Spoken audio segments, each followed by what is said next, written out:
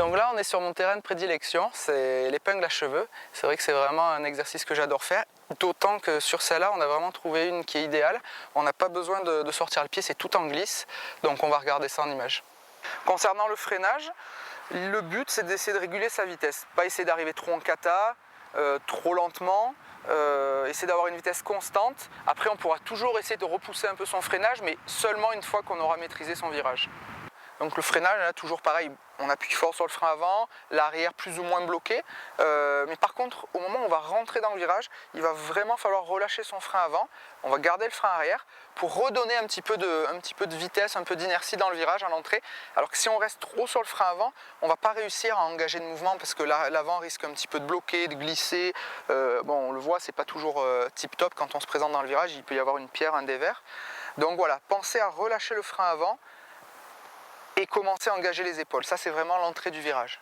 Une fois qu'on a terminé son approche, où on a lâché son frein avant, on est toujours sur le frein arrière. Là, l'idée, c'est vraiment d'engager les épaules. On va essayer de rentrer dans le virage, roue arrière bloquée, pour essayer de faire drifter l'arrière comme ça, et en essayant de charger quand même l'avant un petit peu. Donc son buste un petit peu penché, on va être un petit peu sur l'avant, frein arrière bloqué et l'avant relâché.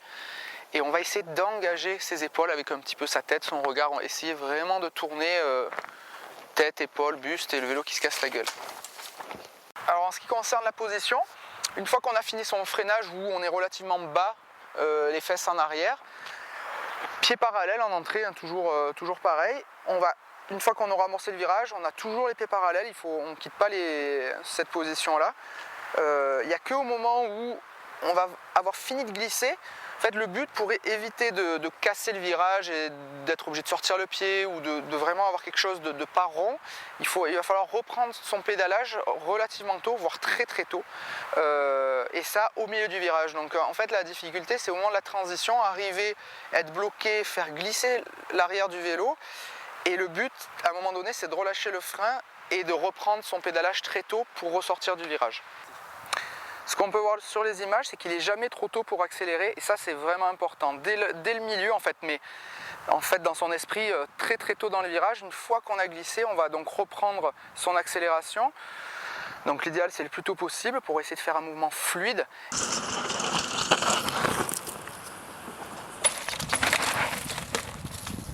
Le passage d'épingle, c'est vraiment mon truc. Je prends vraiment un pied fou à essayer d'engager, de passer une épingle et surtout de ressortir vite. Le but, c'est quand même de ressortir vraiment vite.